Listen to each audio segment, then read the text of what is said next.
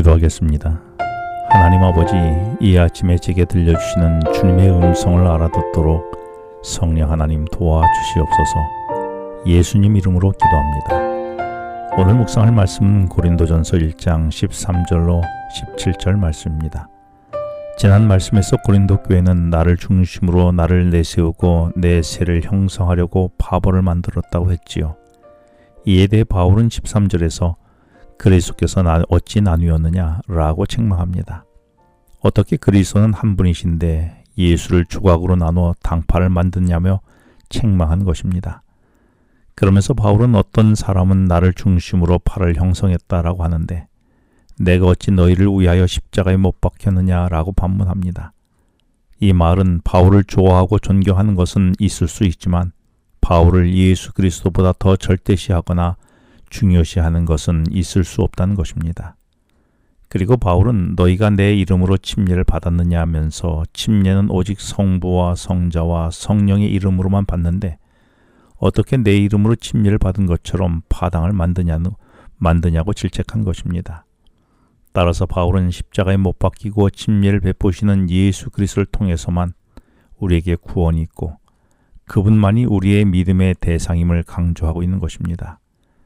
그리고 그 외에는 누구도 팔을 형성할 수 없음을 강조하고 있는 것이지요. 왜냐하면 바울도 아볼로도 게바도 누구를 위해 죽은 적이 없기 때문입니다. 홍나도 예수님을 믿는다고 하면서 예수님을 나누고 쪼개는 일을 한 적은 없습니까? 오직 한 분이신 예수님만을 나는 따르고 섬기며 신앙하고 있습니까? 홍나는 예수님을 믿는다고 하면서 예수님을 나누고 있지는 않았습니까?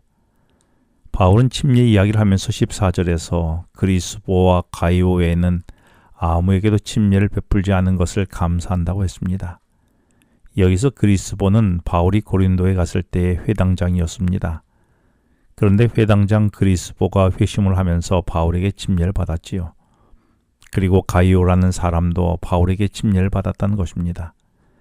가이오는 로마서 16장 23절에서 바울이 고린도에서 로마서를 기록하며 가이오 사람 집에 머물렀는데 그때 가이오에게 침례를 베풀었던 것입니다. 이렇게 바울은 두 사람에게만 침례를 베풀고 다른 사람들에게는 침례를 베풀지 않은 것이지요. 이것을 바울은 감사한다고 했는데 그 이유를 15절에서 이는 아무도 나의 이름으로 침례를 받았다고 말하지 못하게 하려 함이라고 했습니다. 이 말은 사람들이 바울에게 침례를 받았다는 것을 핑계로 바울 자신의 이름으로 파당을 만들어 세력을 행사하지 않도록 하려는 것이었습니다. 이렇게 하여 바울은 복음을 갖고 절대적으로 자신의 이익이나 자신의 인기몰이하는 것을 철저히 배격했던 것입니다.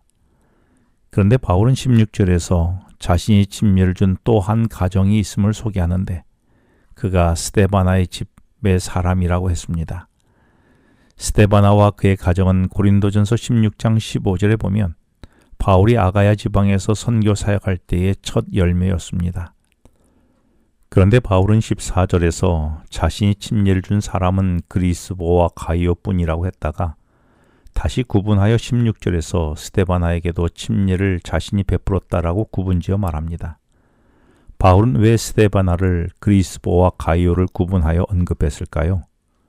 지금 바울은 에베소에서 고린도 교회 편지를 쓰는 중입니다. 지금 이 순간에 그리스보와 가이오는 고린도에 살고 있었습니다. 그래서 그곳 고린도에 사는 사람들 중에는 그리스보와 가이오 두 사람에게만 바울이 침례를 베풀었다는 것을 강조하고 있는 것이지요. 그리고 그들 외에 내가 침례를 준 사람은 스데바나 집 안 사람밖에는 없다는 것을 말하고 있는 것입니다. 그리고 그 스데바나는 지금 어디 있는지를 고린도전서 16장 15절에서 바울이 밝히기를 그 스데바나는 지금 나와 함께 에베소에 있다라며 고린도에 있는 사람은 오직 그리스보와 가이오뿐임을 강조하고 있는 것입니다. 사실 당시 사람들은 자신의 세를 형성하기 위하여 자신의 이름으로 침례를 주는 일이 종종 있었습니다. 그래서 침례로 자기 사람을 만들어 침례를 사유한 것입니다. 그러나 바울은 오직 예수 그리스도를 드러내는 일 외에는 관심이 없었습니다. 나는 어떻습니까? 나도 내 세를 형성하려고 노력하지는 않았습니까? 그리고 사람을 챙기거나 내 사람을 챙기거나 주변 사람들을 관리하려고 한 적은 없습니까? 바울은 17절에서 침례를 주어 나의 세를 형성하는 것이 나의 목적이 아니라 오직 복음을 전하는 것이 하나님이 나를 보내신 사명이라고 밝혔습니다. 이 말은 어쩌면 침례를 과소평가한 듯이 보이지만 그렇지는 않습니다. 바울이 여기서 강조하고 싶은 것은 당시 많은 사람들이 침례 형식에 얽매여 내가 몇 명이나 침례를 주었다며 자신의 세를 형성하려는 형식적이고 이기적 침례 행위를 언급한 것뿐입니다.